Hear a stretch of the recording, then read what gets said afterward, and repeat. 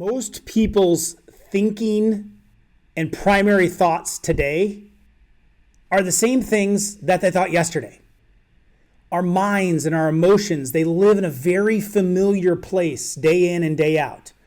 We live in a very static, similar, comfortable, same emotional state day in to day out. It's our mental and it's our emotional home. It's what we consistently come back to.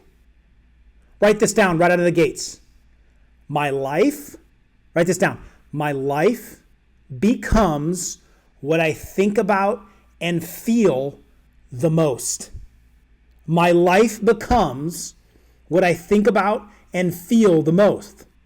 The quality of my life is the quality of my most frequent thoughts. It's a game changer for someone today. The quality of my life is the quality of my most frequent thoughts. I grew up in a small town in Iowa. It was very close to the border of the Mississippi River. And I would go and visit my grandfather who lived on the Mississippi River about an hour away. And we'd have to run errands sometimes. And as we'd run errands, we'd drive down the Mississippi River and we'd go through these small towns. And there's one town in particular, very cute town. And it was as you came down the cliffs of the road of the Mississippi River, beautiful scenic drive. Lots of motorcyclists used to drive it. People would bike it. They would stop at the bottom of this hill for this nice, cute town to refresh. And the scenery was great and you could see the river. But it was at the bottom of the hill. And this town was in a floodplain. You see, the snow would melt in the springtime from up north and it would come rushing down the mighty Mississippi. And I remember at least 3 times growing up that town was nearly completely underwater. Completely underwater. Maybe you don't live like in a place like this, but people still live there. So the town's completely underwater, yet people still live there. It would be completely underwater. And then 2 years later, I would see a brand new building going up of someone building a new business or renovating an office in that area. And I just wanted to stop and ask, do you know what happens here? Like every few years?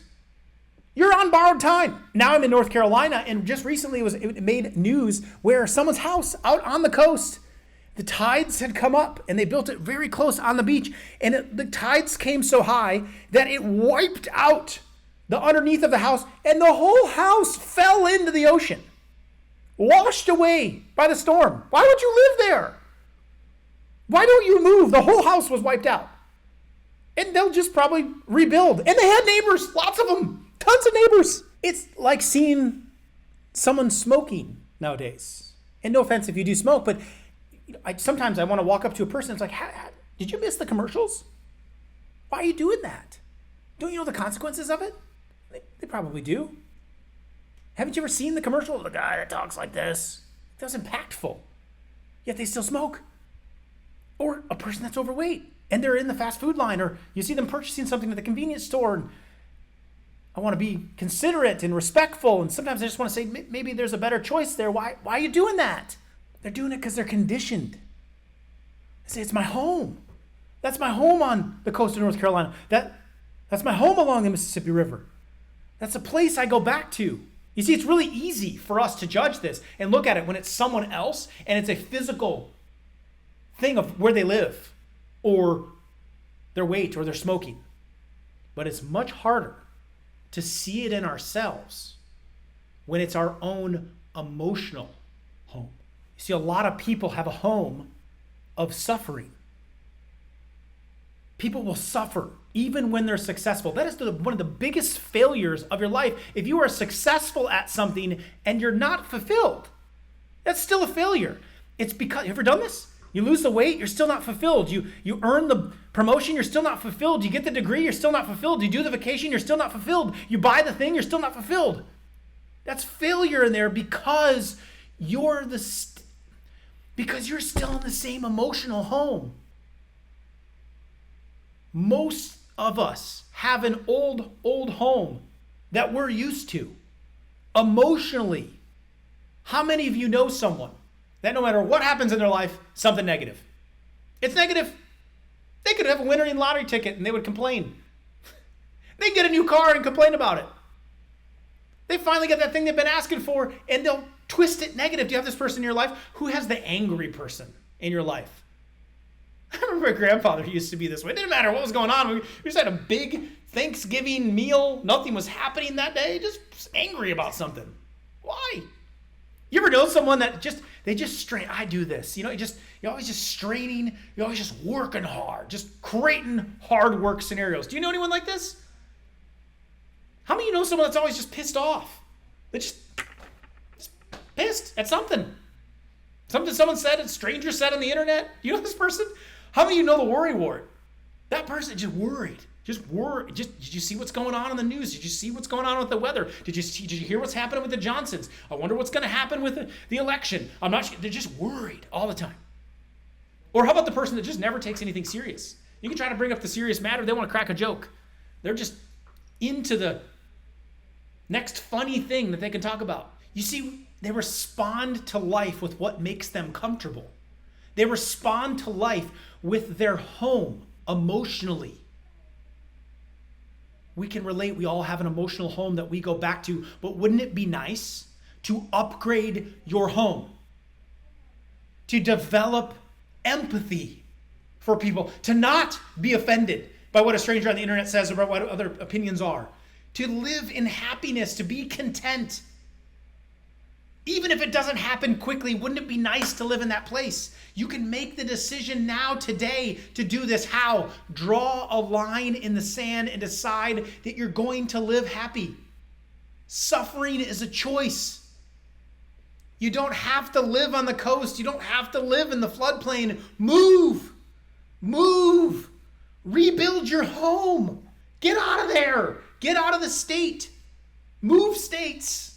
Get out of the state. Move states. Don't let it call you back. Don't go back and visit. Move. Mentally move. Criminals will oftentimes have to wear a bracelet, an anklet, so they can't leave the state. I challenge you, as a way to implement this way of thinking, this new emotional home, you put a bracelet, put a rubber band, something around your wrist that's going to give you a little stretch and a little snap. And I challenge you to wear it. And every time you go back to that emotional, comfortable place, you go back to the floodplain, you go back to the coast where the storm's rolling in, you go back to anger, you go back to